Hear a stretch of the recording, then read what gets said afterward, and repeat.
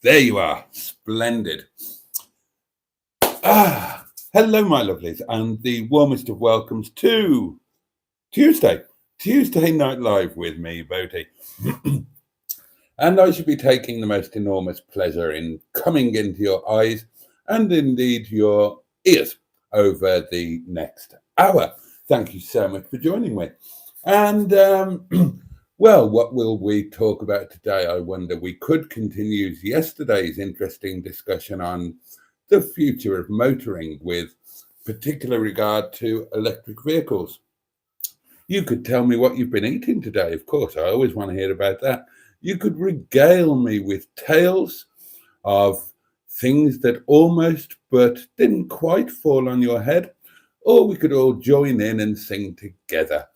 I'm a happy policeman, I like wanking. Or maybe that wouldn't be such a good idea. But yeah, how has your day been? I'd love to know that. Is my microphone working? I'd love to know that. And I have had a splendid day. I'm awfully tired. I will admit that. And I woke up awfully tired. And I've been really quite tired all day. And I'm jolly tired now. But how has your day been? And I'll tell you all about mine. And throw anything at me. We can talk about anything you like. We're all friends together here. Absolutely nothing is off the table.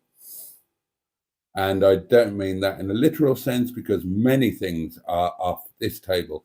But when it comes to the table of discussion, then that is a table that can be loaded up with any sort of bewildering variety of conversational dishes that you care to name. Throw them at me. I will run with them, or I'll throw them at you, or we'll throw them at each other and toss them around. Anyway, let's crack on with it.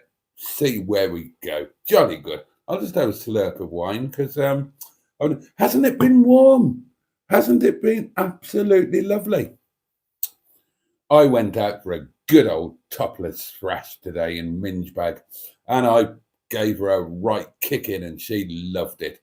The harder I gave it to her, the happier she was. More on that story later. Now then, Pingu Concord is with us and says, hashtag, well, he starts off with a mustard is a muff magnet emoji and then says, hashtag rise of the streetwise. And follows that up immediately with Buenos noches, Boaty. How is Bernardo doing as your Arthur? Well, of course, Barney debuted as my Arthur, and for those who don't know, Arthur is a reference to one's daily vehicle, one's normal method of transport. In other words, the Arthur Daily. And Barney debuted tonight, and he did really rather splendidly. I am already incredibly fond of that little car. As I've said countless times on at least 2 videos now, he drives sensationally well. I've already made some improvements to him. He's got the most fantastic onboard gramophone, completely non-original, but jolly posh, and that's nice. It's nice to have access to that level of music. I've even pulled my metaphorical finger out and started adding some more music to my portable electric telephone in order that Barney can replay him. There is one speaker down. The driver's side front speaker does not appear to be working. It took me about 2.5 hours to find out how to fiddle with the balance and fader. Bloody modern technology. But other than that, the sound is absolutely splendid, and I've got rid of all of that silly bloody wiring. I've started the valeting process. Given his windows the beginning of a jolly good clip. Oh, he was a dirty Bertie. He was a dirty Bertie. And yeah, he's been a joy to drive tonight. And I'm very excited to have him as my Arthur. Everything seems fine. Obviously, Mustard's been running him for a month, so we know he's oil tight, we know he's coolant tight, we know he's not using either of those. And he, touch wood, at the moment, he just drives without fault. The tyres are all good. Matching tyres on each axle, which I always like to see. That's always a good sign. The seats, which, don't know why I've never mentioned that in a video, but the seats are absolutely great. So, yeah, it's all good. I mean, at the risk of sounding slightly ungrateful, I'd have preferred a pre-facelift. But he's absolutely fantastic, and I'm delighted that he's here for however long he's going to be here. I mean, he could end up being permanent, just between you. Don't say anything to anyone.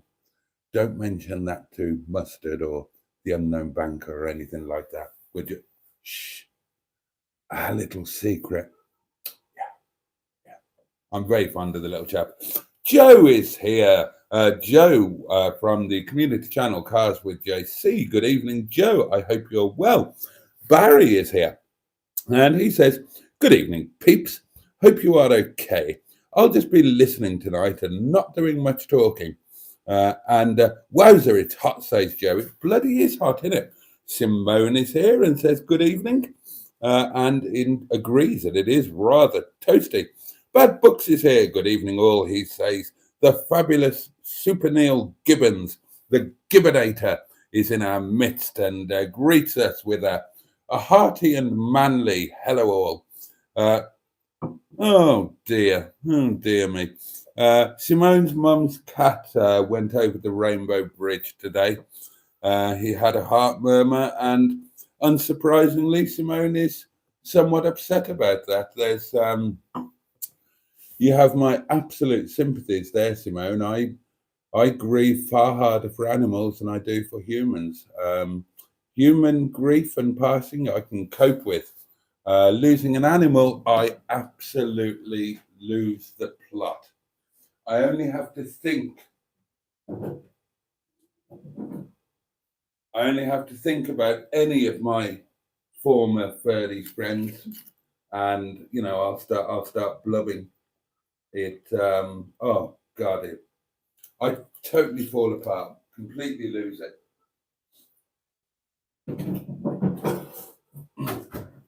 Obviously, with the exception of what's in the tanks, because of my life situation at the moment, I don't have any pets. But I would if I could. Believe me, I've never been dogless prior to this. There's always been a dog in my life, or at least one, or indeed an absolute menagerie of various animals.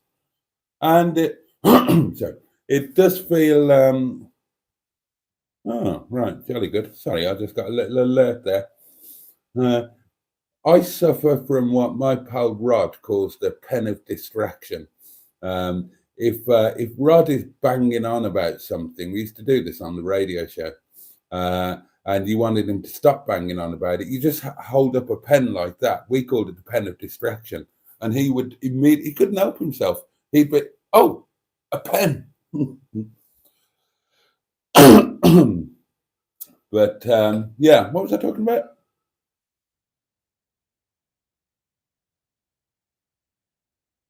But yeah, deepest sympathies to you and your mum, Simone.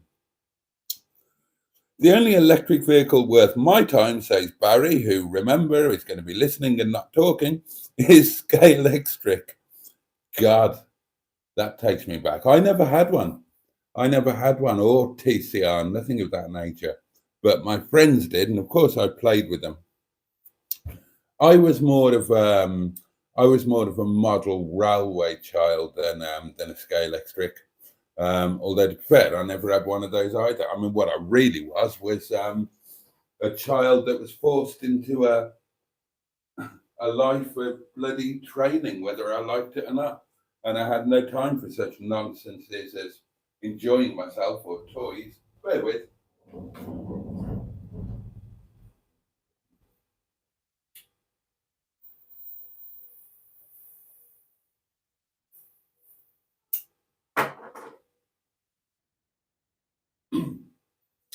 Of course, if I had the space, I would totally have a train set now, and I would obsess over it, and I'd get all geeky, and I'd dress up as Mr. Jones, the station master.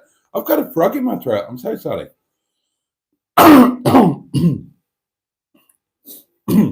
Oh, I wish I could get that clear.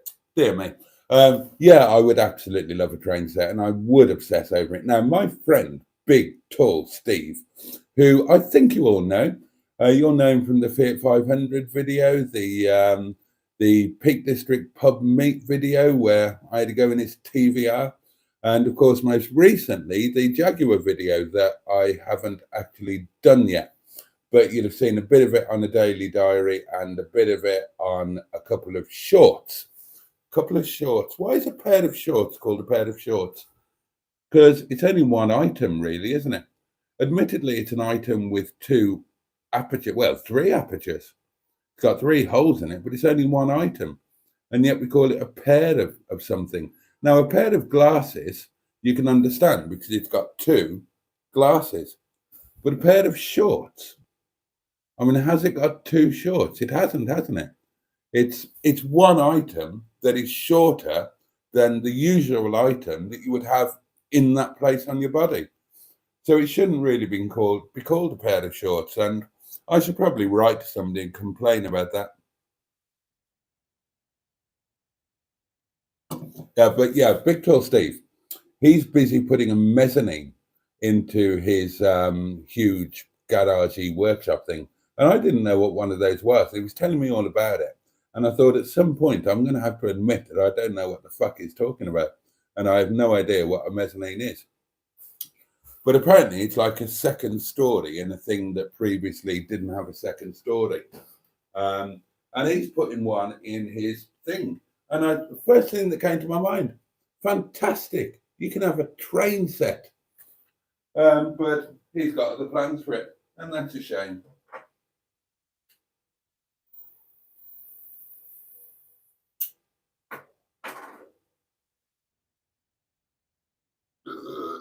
Excuse me.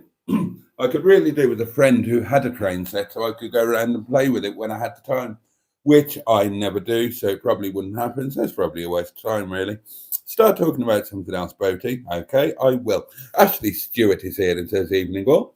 Neil says, I'm sorry I missed the live last night. Well, so you should be. I was at work recovering 2 people and was unable to get signal. Well, I think you were doing something more important than listening to or watching me. So good for you. You're doing a splendid job there. Simone spent many hours today, not just a few, but many hours today clearing the shed. Do you have a shed, Simone? That's quite impressive because you live in, and I remember this, you live in a maisonette. And a maisonette is like a mezzanine. It was a word that I was aware of, but I never knew what it meant. And Simone was kind enough to explain it to me. It is, as I understand it, and I could have this wrong, bear with.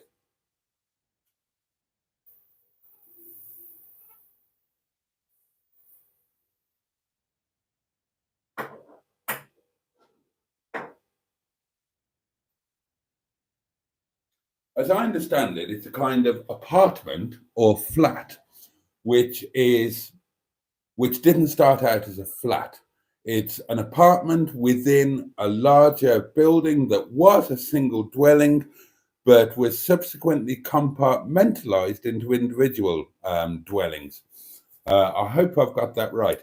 And given that, I mean, well, I don't know about maisonettes because I didn't know what they were, but if you have a flat or an apartment, then I guess it's quite unusual to have an individual garden space, isn't it? I mean, you would normally have no garden at all or a communal garden. So I'm rather impressed you've got a shed, Simone, unless perhaps you've got an allotment. I would like to meet Simone. I mean, I'd like to meet all of you, actually, to be fair. We should really work on making that happen. But you might not want to meet me. And that's something I hadn't thought of because I'm a very arrogant man. But I'm an arrogant man with my own garden and I don't have a shed. Now, I did have a shed When I first moved here, there was a shed, but it was a bit of a shed. It was a shed of a shed. It wasn't really a shed as such. It was one of those chalet things. A shed by any other name, really, but done up to look a bit fancy with a swing shed in it and everything. But it was all rotted away. And when the huge £20,000 garden makeover happened that I didn't pay for, then the shed of a shed was dismantled and taken away. And I've never replaced it. Although now I think about it, it could be, well, when Boo and Little Miss were knocking around, I was going to replace the summer house with another summer house and make it a den for Little Miss, for Jess and her friends.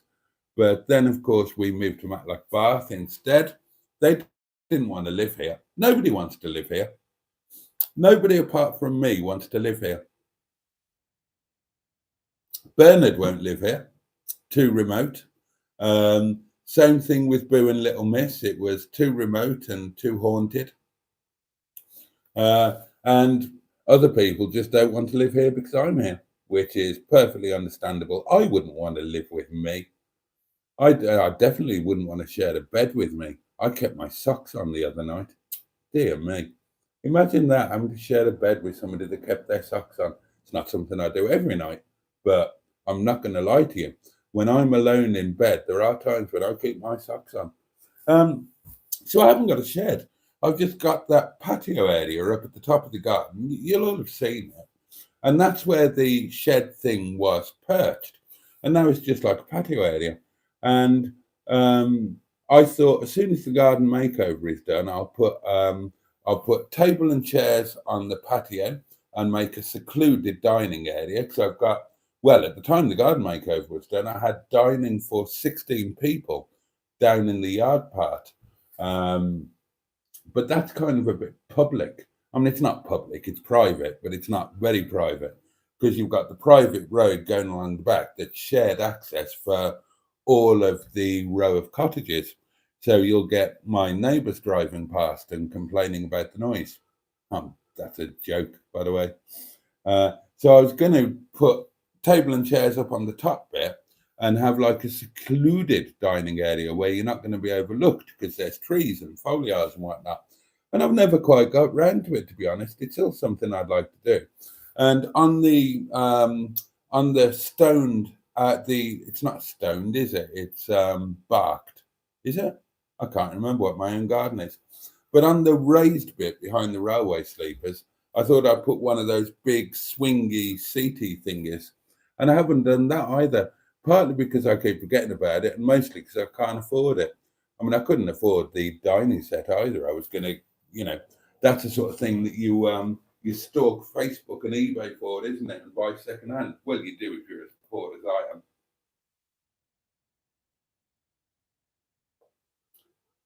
I furnished this entire cottage through Facebook and gifts from friends and whatnot. I was so skint when I moved here. God, I really was. So yeah, but I haven't got a shed. That was the whole point of that whole thing. And I've no longer got dining for 16 people down in the yard.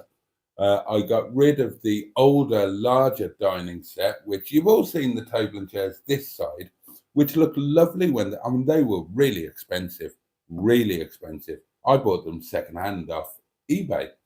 There was somewhere near Leicester. And when I painted them when Chinese Madam was due to arrive. And they looked absolutely fabulous. There's pictures on Facebook. And they would again if I painted them again. But it's another job I haven't got round to. But the other larger set, I got rid of them. It was just too much for the yard.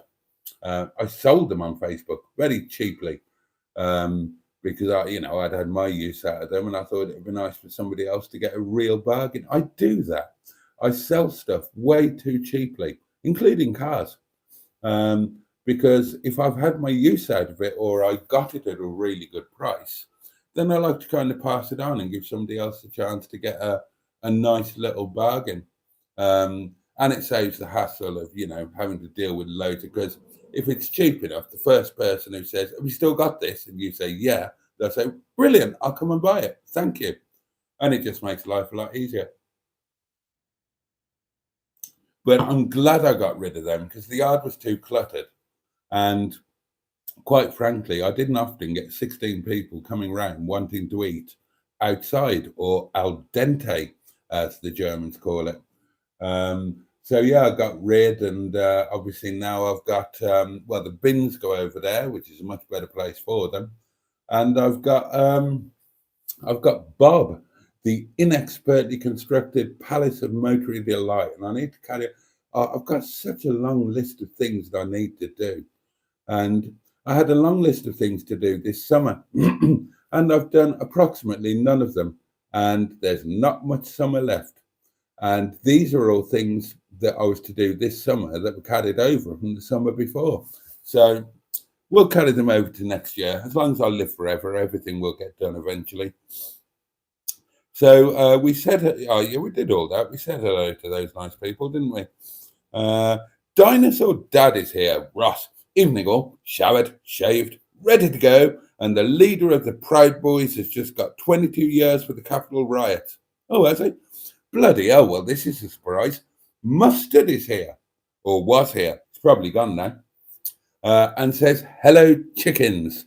Well, this is a rare and distinct honour, my dear friend, my bestest chum, Captain Mustard, who is a lovely chap. Some of you will have met him, some of you won't have, and you might have a picture in your mind. And let me assure you that he's he appears lovely on video, but he's even more lovely than that. The loveliness of Mustard is impossible to underestimate. And I'm glad that he was here. I mean, he won't stay. He'll just pop in for 2 minutes and say, yeah, I watched your live stream. He normally pops in 2 minutes before it's about to finish. Or perhaps I'm being uncharitable because, you know, he does work during the day. He buggers about in that yard of dreams of his, and he often does some very worthwhile things. And then he's a wonderful father. I mean, he's a shit husband, by all accounts. He admitted on Monday, I can't remember if I've got it on film, I accused him of not knowing where the Hoover lived in his house. And he thought about it and he said, oh, I'd have to look for it, to be fair. But he asserts that the artist known as Mrs. Mustard, who is actually a person in her own right, enjoys the hoovering. And I'm not sure that that's true. And I would like to interview Mrs. Mustard under caution and get the actual truth out of her as to whether she would prefer her husband to get the hoover in his hand and help out around the house. But the point is that he's a wonderful father. So he will spend lovely time in the evening with his girls, which I'm rather jealous of. I've raised children, and my time with the children that I raised was normally better than the time I spent with their mother. I've got a thing about kids. I don't think, no, shit, that sounded awfully wrong. I've got a theory. I don't think that any parent should allow their own frailties, anxieties, habits, whatever. They should never be allowed to affect the kids. And that was a rule that I lived by.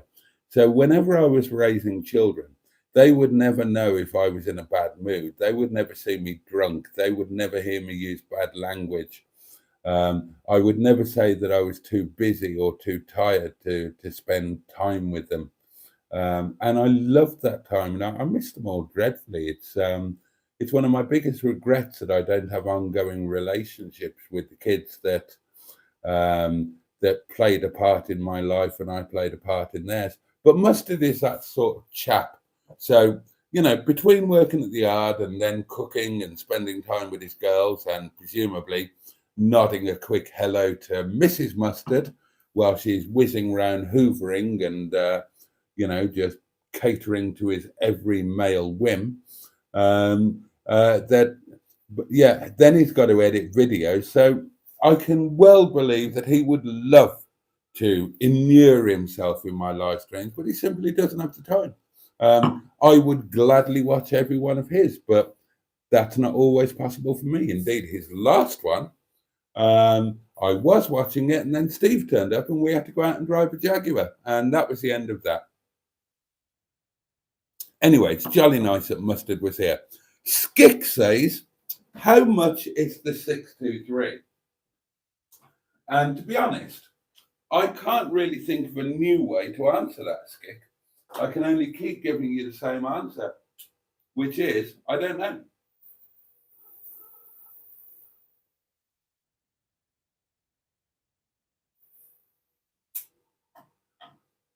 I mean, this is how it will work, right? We know what we paid for the car. We want to do some things to the car to improve it. And we don't know how much those things are going to cost.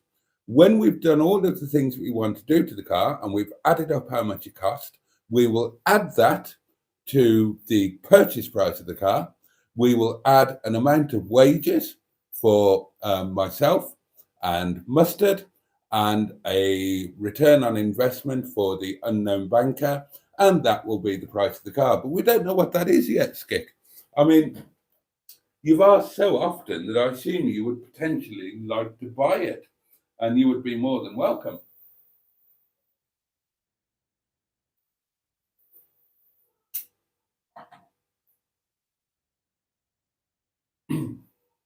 But I can't give you a final price at the moment. Of course, if you wanted to chat to myself or Mustard privately and discuss buying the car as it is without us doing anything to it, we would be more than happy to do that with you. It is a fantastic car.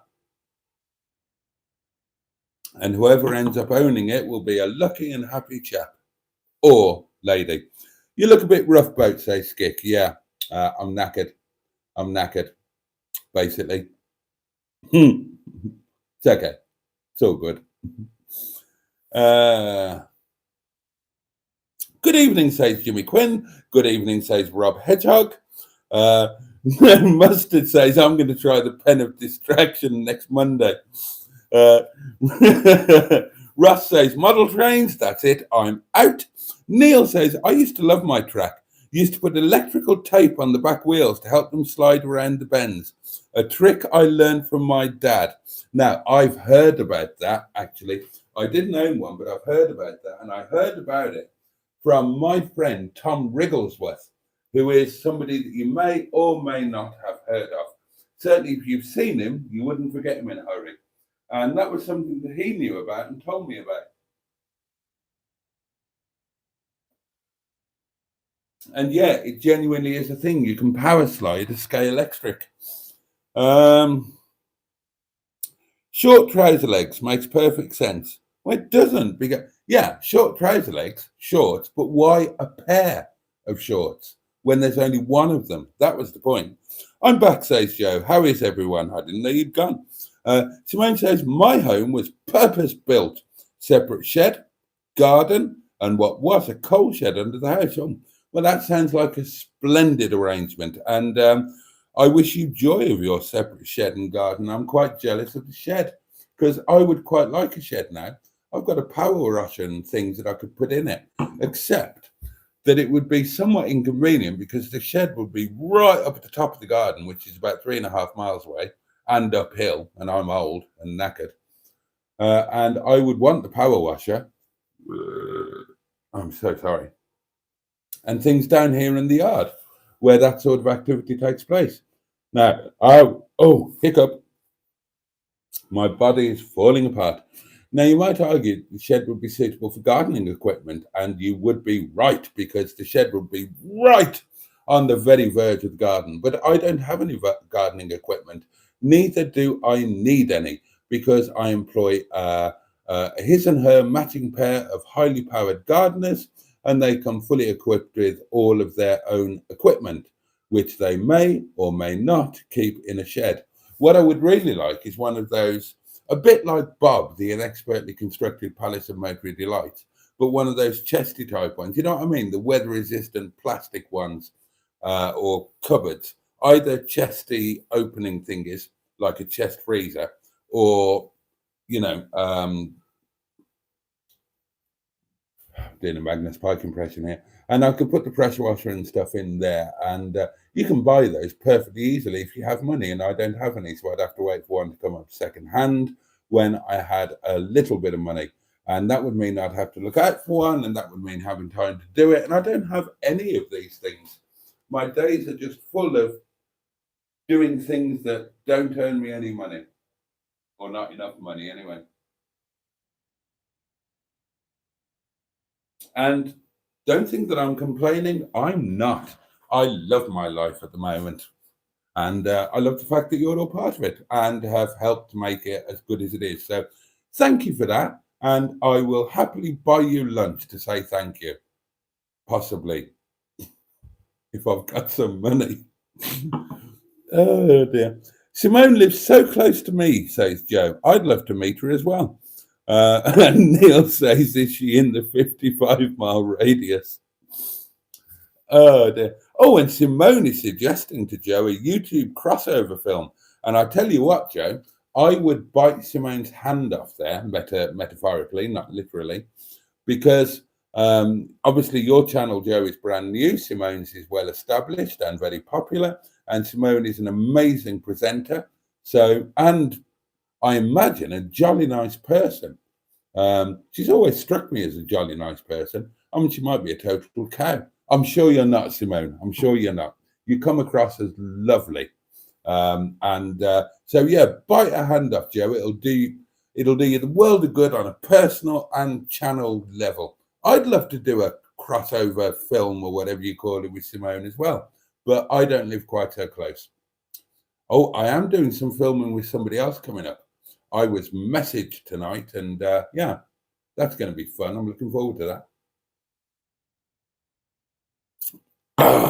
Lovely. I'd live there, says Mustard, but next door, so you can do your live streams at the proper volume. Oh, that would be awesome. Imagine if we lived next door to each other. Oh, that would be great, wouldn't it? And had like a shared yard or something. Mustard would be your ideal next door neighbour, wouldn't he? I mean, not that I can complain. I really can't. I mean, Nikki Nunu, that side is fantastic. I mean, utterly fantastic. I think the world of her. And her new, although he's not so new anymore, partner, stroke chap, stroke whatever, he's lovely too. And I wouldn't swap them for the world. And Nick's fine. I keep saying it. Nick and whatever his wife's name is, Christ almighty, I've forgotten it. Oh, I'm terrible with names. They're absolutely fine. There's just not that gel. Do you know what I mean? And I don't think that it's me. I don't think he's got that. I don't know. They just do their own thing, and they're perfectly considerate, polite, pleasant neighbours. Nothing to complain about at all. But I'd love to live next door to Mustard. That would be brilliant. I often wear socks in bed, says Ross. A free put-off for the missus. There you go. I mean, to be fair, you know, it's still summer, so I'm still sporting sports socks. Easy for you to say. So, you know, it's not as big a crime as wearing big old winter socks, is it? Oh, right. Yeah, Joe is biting Simone's hand off, and I don't blame him. Skick says going on about nothing, Boaty. Well, yeah, why break the habits of a lifetime? And Mustard says this is why we watch him, Skick. Yeah, okay, you had a shed and it's gone now, says Skick. Oh, well, you have indeed grasped the very kernel of the conversational nugget that I was throwing in your direction there. Except that, as I pointed out, it wasn't entirely a shed. It was a summer-type chalet, a summer house, if you will. Although I will grant you this, Skick, one could argue that a summer house stroke chalet is a shed by any other names with some fancier windows and a fancy door. And an electricity supply which no longer worked. Now, there used to be, Skick, you'll be interested in this, there used to be an electrical supply that went from here, Windy Bottom, over the yard, or actually under the yard, underneath the private lane, and then it went up to the fish pond where it powered a waterfall and a pump, and it kind of diverted to there. And then it carried on right up to the very top of the garden, where it provided electricity for the summer house. But when I moved in, this place had a new kitchen, and the new kitchen obviated the electrical thing, and that bum swizzled me for ages, because there's still all the power leads and everything going up there, and the power lead goes through a hole in the 6-foot thick wall just over there to the left of where the window is now, but then didn't come out anywhere inside of the cottage. And after I've been here for about 5 years, Nick, my lovely neighbour, who's only complained once about the noise, explained to me what it was all about. When they put the new kitchen in, then yeah, that power thing became defunct and dissolute and dissipated and desiccated in much the manner of coconut, which I'm not very fond of. And I immortalized that in a song. And the song went something like this: steamed rice is very, very nice. Pilau rice is very, very nice. Garlic rice is very nice, but coconut rice is shit. And I genuinely believe that. I didn't make that song up just for the sake of making up a song. I think that coconut rice should not be a thing. Oh, there's a feature. Right, feature. What is your favorite type of rice? Now, I love steamed rice, just steamed white rice. I love it with staff curry. I love it with chili. I love it with when I make my special, my chicken with well, it's kind of Lyonnaise chicken with sauce au poivre, and I love that with steamed rice. I also like pilau rice.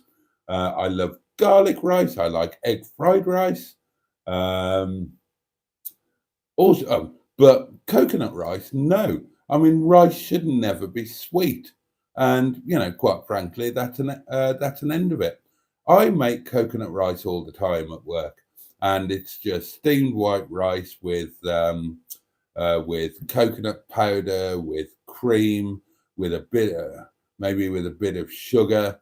And it's an awful thing. And if any of you do eat coconut rice, then in my opinion, I don't think you should.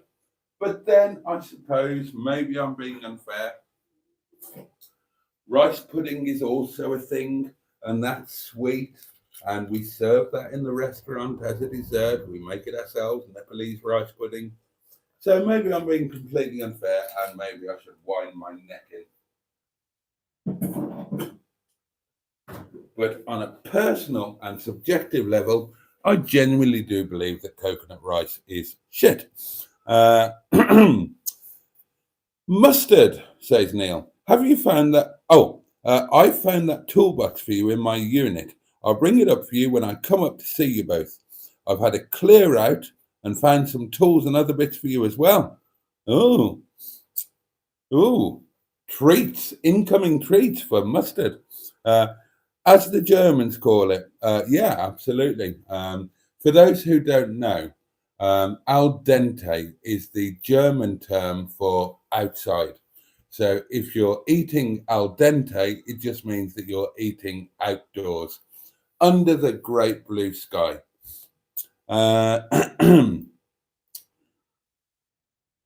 Oh, right. Now, Mustard and Neil are having a bit of a loving. Oh, Mustard lets us know that he's doing a live stream tomorrow lunchtime, by the way.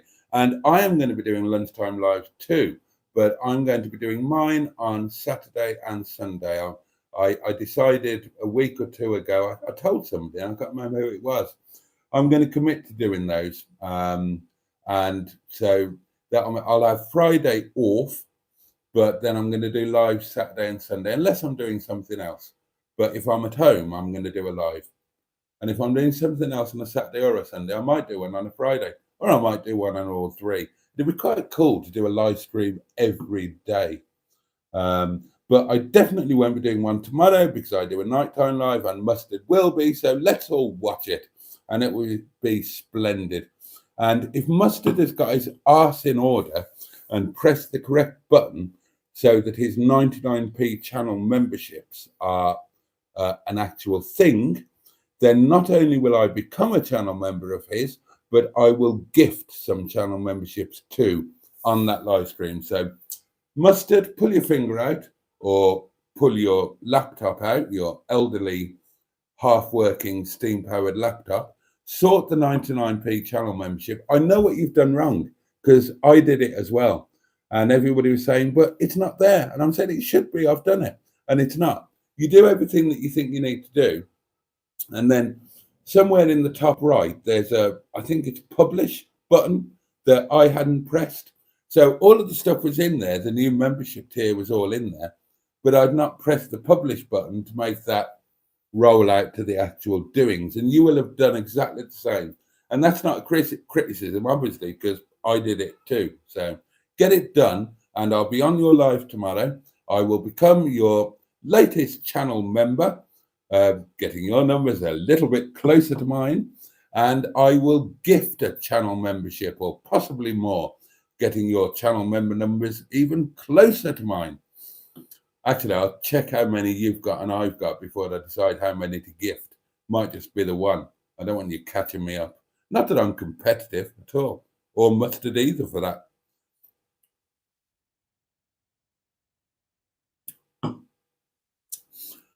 Mustard, says Ross, your lunchtime is anywhere between 1 and 6. And no, I mean, left to his own devices, Mustard has lunchtime at about 9:30. Certainly when he makes a packed lunch for a road trip, that's when he starts eating his sandwiches. You watch his video, right? He made sandwiches for lunch. Lunch, ladies and gentlemen. And you watch his video of a week last Monday, a week ago yesterday, he rocked up at mine at whatever time it was, 9:45, 10 to 10, and started tucking into his sandwiches then and then. So apparently 9:45 is lunchtime in Mustard's book. Oh, jolly good. Joe and Simone are getting something together. That's brilliant. I love pilau rice, says Simone. Yum, bloody yum. And homemade rice pudding, yes, please. Mustard would go for Annika rice. Of course he would. She's got a big bottom. More cushion for the push-in, eh, Mustard? She seems like quite a nice lady, Annika Rice. Ron McCulloch, and it's a pleasure to welcome him to our live stream. Well, welcome him back, of course. Says, 5-speed hydrocyclic gearbox with semi-automatic control. And yeah, I'd love to get my hands on one of those. Simone says, time has not been kind to Annika Rice. Oh, dear. Oh, and Simone carries on. Oh, Boaty. Opswap. Karen from Bananarama. Don't say you don't know Bananarama. I do know Bananarama. Robert De Niro's waiting or calling. Talking Italian. But I can't remember which one Karen is. One of them is married to Andrew Ridgeley, I think, or was.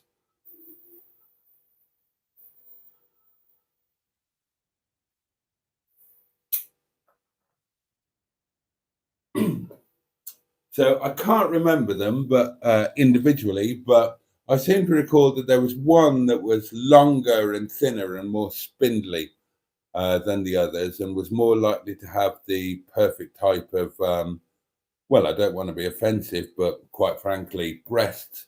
And I would go for that one. Siobhan? I want to say Siobhan. There was a taller one. There were two that were about the same size, and there was a taller one. And I'd go for the taller one. And thank you very much. Condoleezza Rice, says Ross. Well, I mean, yeah, you would, wouldn't you? I mean, who wouldn't? Who wouldn't? I certainly would. Oh, what? Dear me. Skick says, I never wanted to be a channel member of Mustard's because he will not answer emails. Well, he's a very naughty man, Skick, not like me. I answer my emails, don't I? I'm a good boy. Good evening, says GPS. Are you bragging? And Neil says, I'll do the same. Oh, what? You'll do the same what? Oh, you'll go on the live stream and gift a membership. No, don't do that. Well, I mean, oh, now you put me in a very awkward situation now, Neil. if you gift memberships as well, he might have more than me. And that's not an acceptable thing at all, is it? Like, we can't have that. We need to check the numbers. But you're a lovely chap. And of course, that would be a very nice thing to do for Mustard. And I'm sure the 99p channel tier will be a very good thing for him when he remembers to press the button that I didn't remember to press. You know what you should do, Skick? Seriously, right? You should email Mustard and talk to him about getting some motorbikes onto his channel, because people like different things and unexpected things. And I reckon it would be really good for Mustard's channel if he got his teeth into some motorcycles. That would be brilliant content for him. And I think you know a bit about motorbikes. Now, Mustard isn't expert on motorbikes, but I think you are, Skick. So, so you and Mustard should chat via email so you can give him some tips on how he could get more motorcycle content into his channel. He'd appreciate that, I'm sure.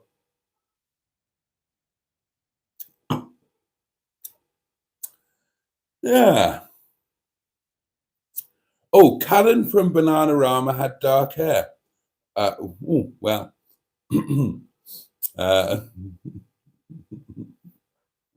well, that suits me.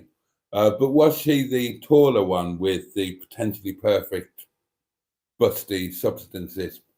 People used to say that Patsy Kensit had boobs like fried eggs, and that was meant as a derogatory thing, whereas my perfect boob would indeed be a fried egg. I used to like Eric, says Ross. Eric was Banana Man. And I vaguely remember Banana Man, but my favourite man, as in superhero type man, was Bangra Man. Who remembers Bangra Man? I love Bangra Man. If I could be any superhero, that's the one I'd be, Bangra Man. For those who don't know, he was a character from the sketch show Goodness Gracious Me, which, gosh, probably goes back to what, the early 90s? Did you email me, Skick? Asks Mustard in an inquisitive way. And Skick says quite sternly, I imagine, Mustard, you know I did. So basically, Skick is making a thinly veiled direct accusation that Mustard has seen and deliberately chosen to ignore that email. Now, I'm going to sit on the fence with this one a bit, because Mustard is a nice chap who would never deliberately ignore anybody. But he's also a somewhat busy and scatty chap. And I could well imagine that he could. So actually, I'm going to side with Mustard on this one and assume that rather than think, well, I've read that email and I'm going to make a conscious decision not to reply to it. I'm going to say that he's probably missed it. But being the assiduous sort of chap he is, and now that he knows there's a chance it might be able to help him out with his channel, in terms of getting some motorcycle content on there, because there are so many motorcycle fans out there, and Mustard is missing out on all of that. And now would be the perfect time for him to swerve the channel towards motorcycle content, because it would come as a great surprise to those of us who are only used to seeing cars, and his own protestations that he has zero interest in or knowledge of motorcyclists. Indeed, only the other day, Mustard said to me that all motorcyclists were men who enjoyed wearing leather trousers and looking at other men's bottoms. So, but there we are. I for one, am looking forward to more motorcycle related content on Project Nigel. That's going to be a fantastic thing.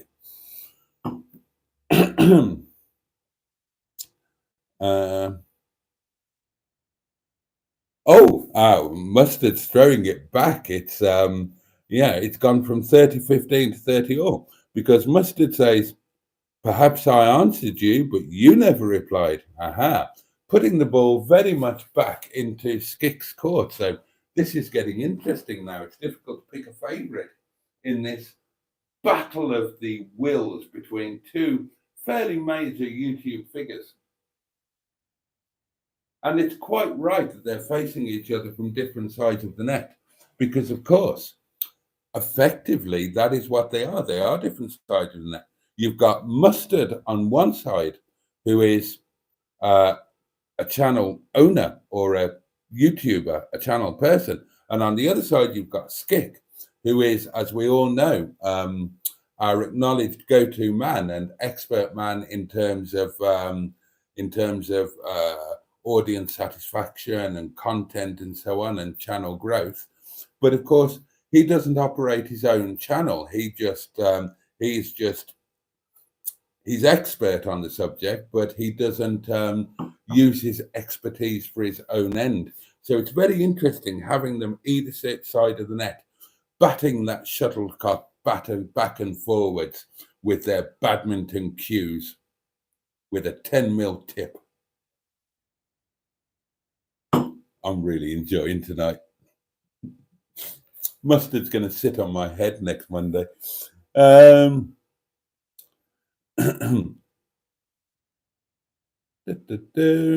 did I get to? Here we are. Neil says, Boaty, you're getting your car fixed and Mustard's getting some bits and bobs. Fair's fair. Question is, who's paying for lunch? Well, that is a very good question. Oh, somebody has done a nice thing. Ashley Stewart, God bless you. A super sticker, a £5 super sticker. Thank you. That will make me less poor. In fact, I will do the thank you dance. Thank you, thank you, thank you very, very, very much. Thank you for the money. I'm so excited I'll shit myself. Thank you so much. That's really appreciated. And for those of you who might think that I'm joking, both in regards to myself and Mustard, I'm not, he's not, we're not. Every time that you do anything at all, whether it's watching an advert and not skipping it, sending us a lovely super sticker like that, sending us a super chat, or taking out or even gifting a channel membership, honest to God, it makes a difference, a real difference to us both. So on behalf of myself and Mustard, thank you to everybody who has supported us in any way whatsoever, through the videos, through the lives, and yeah, just, I need to say this every so often, thank you. You make a massive difference, and we're grateful. And yeah, that is a very fair question, Neil. And who's paying for lunch? Well, it won't be you and it won't be Sophie. So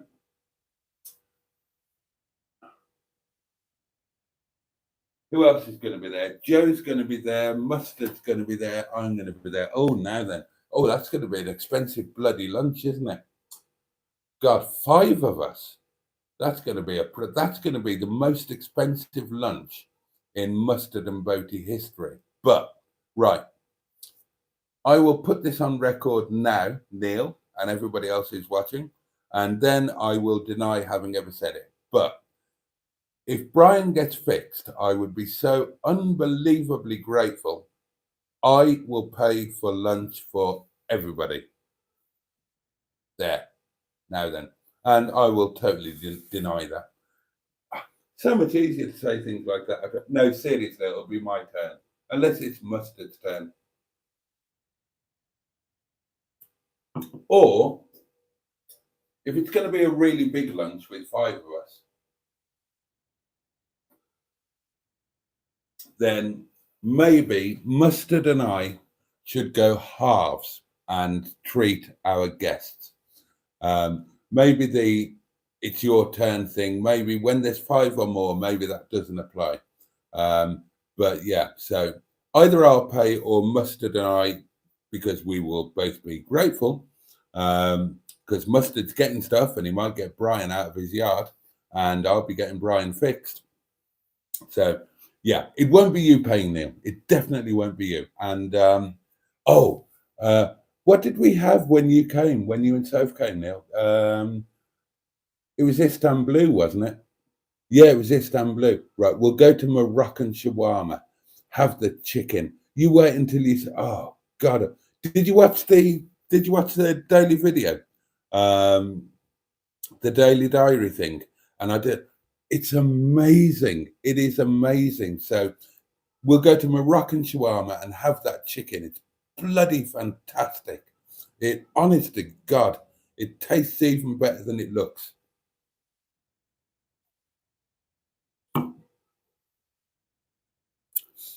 Oh dear. Where do we get to? Ross says, Boaty, I topped up Mustard's members a little just to thank you for his great content. And yeah, and he didn't bother. He completely missed that, didn't he? The great twerp. But that's really nice of you. Really nice of you, Ross. And you're just a lovely guy, aren't you? I mean, you're a brilliant supporter for me and Mustard, both together and individually. And that's a really nice thing for you to have done. So thank you very much. On the subject of breasts, Simone says, Boaty, any more than a handful, you're risking a sprain some. I agree. I totally agree. You might think that, I'm sorry about that, Belch. You probably picked that up on the microphone, didn't you? Oh, can't be helped. You might think that I'm joking with my phobia of the larger boob, and it's a very, very real thing. My perfect boob would be small but perfectly formed. A small, optimistic boob. That's what I like. I mean, A cup, B cup. That's what we're talking. That would be my that would be my go-to boob, and I would go to it as often as possible, quite honestly. And then I almost started talking about something. I realized I can't talk about that because that would be hideously indiscreet. So I'll forget I thought that.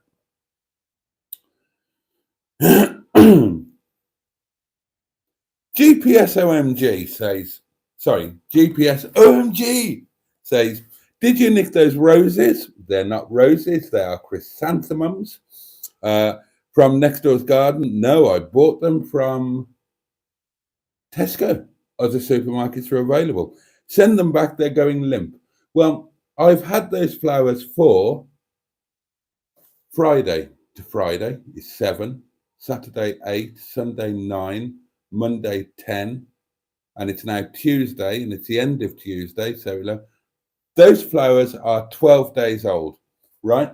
And they might be going a bit limp, but that happens to the best of us with a bit of age. And at 12 days old, I'll take that. They don't look so bad to me. I love the Rover content, says Joe. And Mustard is on board and says, yeah, let's do some motorbike stuff, actually. Yeah, we could be like Top Gear when Clarkson and got roped into riding across Vietnam.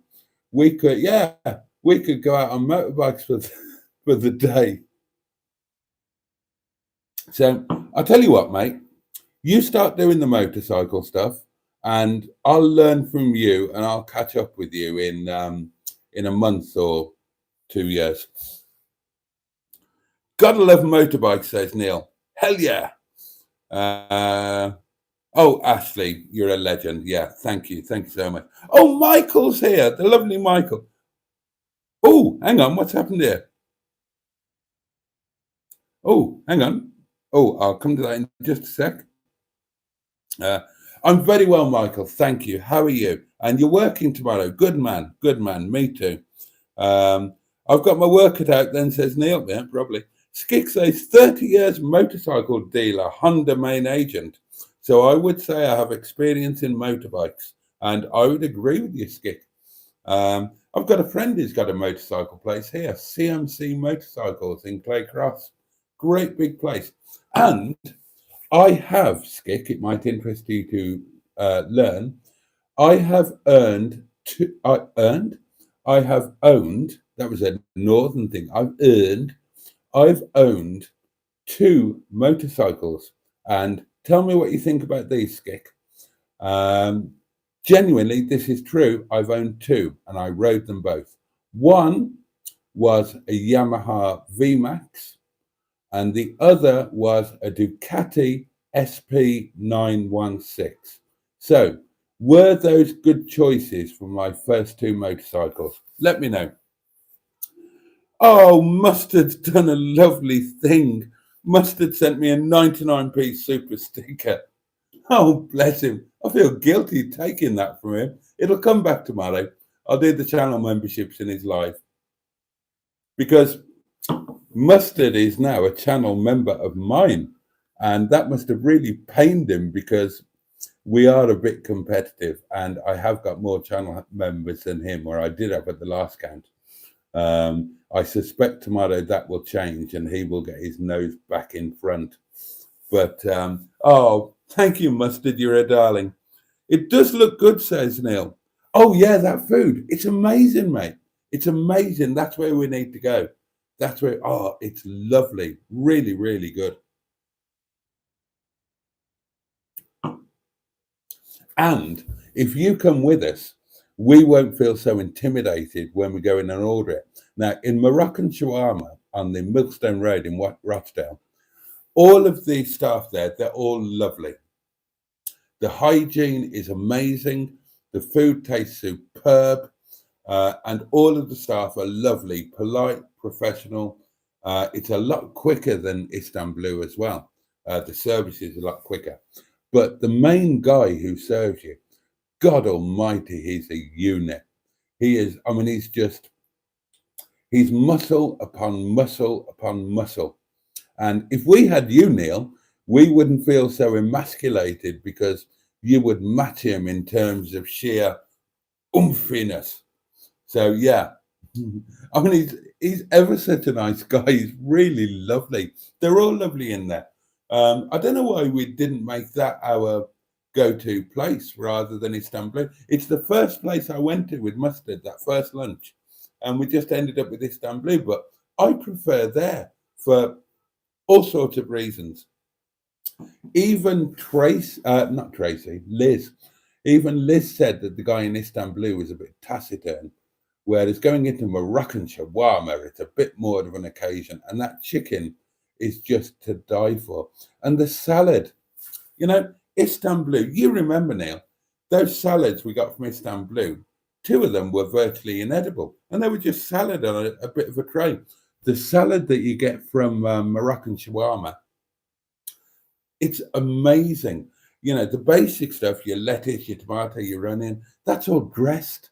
That's all dressed and it's got herbs and olive oil and it's beautiful. And then on top of that, you've got olives and hummus and things that I don't know what they are, so I don't have them. It's, oh, that has to be the go-to Mustard and Boaty place.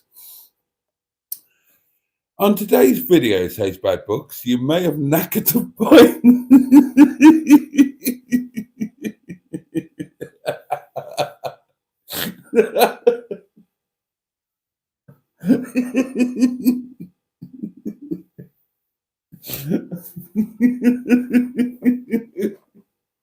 I was waiting for this to come up. Oh, God.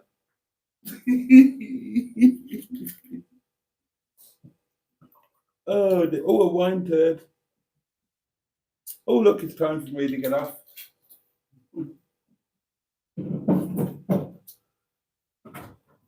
Let's fly through some more of your lovely comments. But I was waiting for this to come up.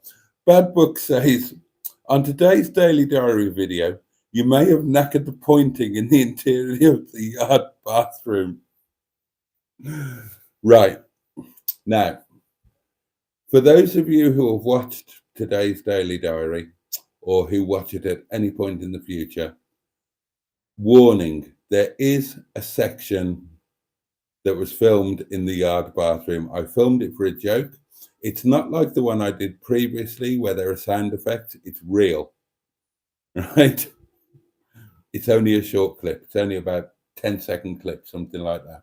I did it for a joke to gross Mustard out.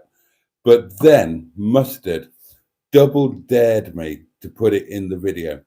And if you're a man, when somebody double dares you, you don't back down on that.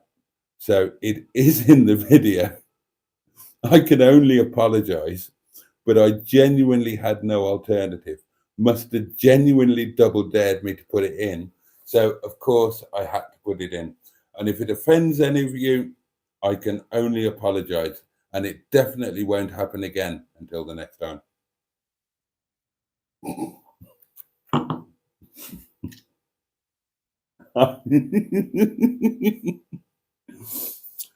Oh, dear.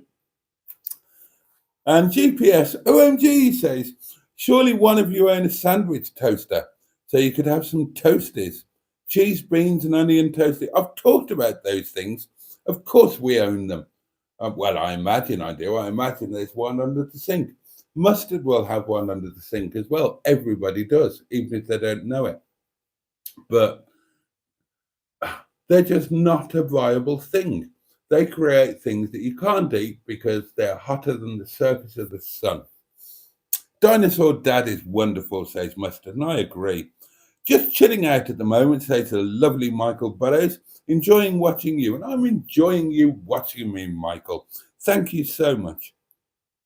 I have bikes on my channel, says Simone, and that's why your channel is better than Mustard's. But Mustard may catch up with you when he gets some bikes on his. Your spray carnations are doing great, says Bad Books. They're doing brilliant, aren't they? Ross says, bikes would be cool. I'm not a rider or an enthusiast, but I do enjoy looking at men's bottom. No, he doesn't really say that. But there are so many different styles and types to look at. I'm sure there's something for everything. Top Gear challenge style trip to the coast. Bike and public transport would be good content. It would actually, Neil, wouldn't it? Wouldn't it be great if Mustard and I became a little less unsuccessful so that we had a little time and money to do daft stuff like that? That's our dream, actually. We would love to be doing that sort of thing. And, that's what we're working towards. Simone says, Skick, one Honda bike which really disappointed me was a 250 Super Dream. My God, it was less exciting than a glass of water. Mustard says, I prefer you doing better than me. And I don't believe that for a second. But it's a very sweet thing to say. You may have more channel members, but you don't have more views than Mustard, says GPS. OMG. And he's exactly right. Mustard trounces me on views. He makes me look silly. And I love that. And the channel member thing, as soon as he goes to 99p, he'll be beating me on that as well. And I genuinely, right, this is true. And I've said this to Mustard in private. I'm not comfortable with doing better than Mustard. Not that I am, but I don't ever want to. I want to be permanently holding on to his shirt tails. So both of us doing better and better and better, but I always want to be just very slightly behind him. Oh, and not in a dirty way before you, not in the way that he likes getting behind Mrs. But, oh, don't talk about that. And please don't have a mental image of Mrs. Mustard doing the hoovering and Captain Mustard taking advantage of her from behind by surprise. Oh, God. I genuinely just thought of that, and I so wish I hadn't. I'm back, says Barry. I've just got home. Oh, okay. Well, I'll say good night then. Skick says, Simone, the Super Dream was a good seller, but being a four-stroke was not as quick as the Kawasaki KH250 or the Yamaha RD250 and the Suzuki X7 being the most popular. Rover Joe says, hello, Boaty, just as I'm about to say good night. Yes, says Neil. That bit in the Daily Diary should have been called the Daily Diarrhea. That's brilliant, actually. Oh, has anybody else got a stream name? Ross has got one video title, My Member Got Stuck on a Bike. Right arm off. That'll do if we don't get anything better. Actually, that's rather good. My member got stuck on a bike. Right arm off. yeah, that is tonight's channel live stream title, actually. I think I would rather watch Mustard riding a motorbike with Boaty in a sidecar. Oh, God, can you imagine? He did want to put me in his trailer and pull me around the yard, and not in a sexual way.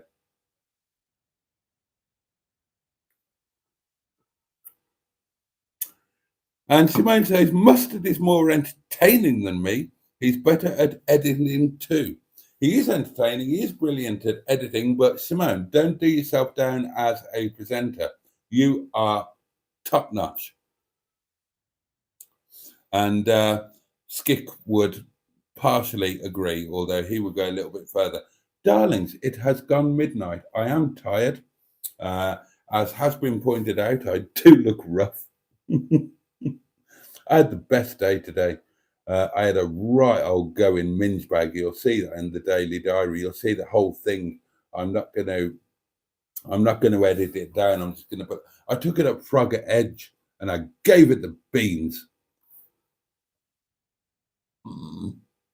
Oh, excuse me. So yeah, say your good night, guys, and we will all head off. Oh, hiccups.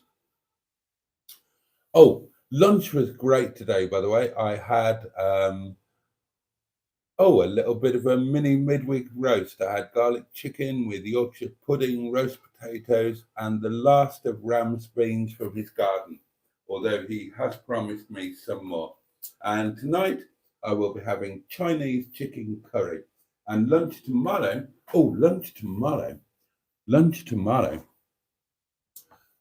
is probably going to be steak pie with triple cooked chips and a hot, fiery, boozy, alcoholic 3 peppercorn sauce with a tomato and onion concasse. That's what I had planned, and I'm really looking forward to that. And there we are. That is it, darlings. That's it from me. Thank you so much for being here on tonight's live stream. Thank you to Mustard for his rather lovely donation. Thank you so much to Ashley Stewart for yours. Thank you all for being here. Thank you for the support. Just to reiterate, everything that you do for me and Mustard, it means the world to us, and it genuinely makes a difference. And I think I speak for both of us when I say that, I hope that we repay you in some way by being occasionally, in some way, entertaining. And Neil, I can't wait for you and Soph and Joe to come up. That's going to be brilliant. I'm really, really, really looking forward to that. I love having get-togethers with you guys. So that's it. Do remember that Mustard is going live at some point around the lunchtime mark tomorrow. So do support him in that. Unless I'm out thrashing minge bag, I will be there, and I will be gifting at least one channel membership as well as joining myself. Oh, Neil, bless you. When it comes out your bum like a bullet from a gun. Oh, that's made me laugh. But that's a super chat from Neil with a message. Thank you, Neil. Thank you very much indeed. It's really appreciated. So, yeah. So, Mustard's going live tomorrow at lunchtime. I'll be there. Make sure you are too if you can. If not, watch it on catch up. Somebody will get a gifted channel membership from me, at least one. And I will be live, of course I will, tomorrow night, Wednesday Night Live, 11 o'clock. I'll be here, same place, same time. Thank you, loves. I've loved tonight. Thank you for your company. Thank you, Mustard, for being Mustard. And there we are. All right, darlings. Please have a safe and peaceful night. Enjoy the warm weather. Take great care of yourselves. Have the best day that you possibly can tomorrow. And much love from me, and I can't wait to catch up with you next time. Good night. God bless.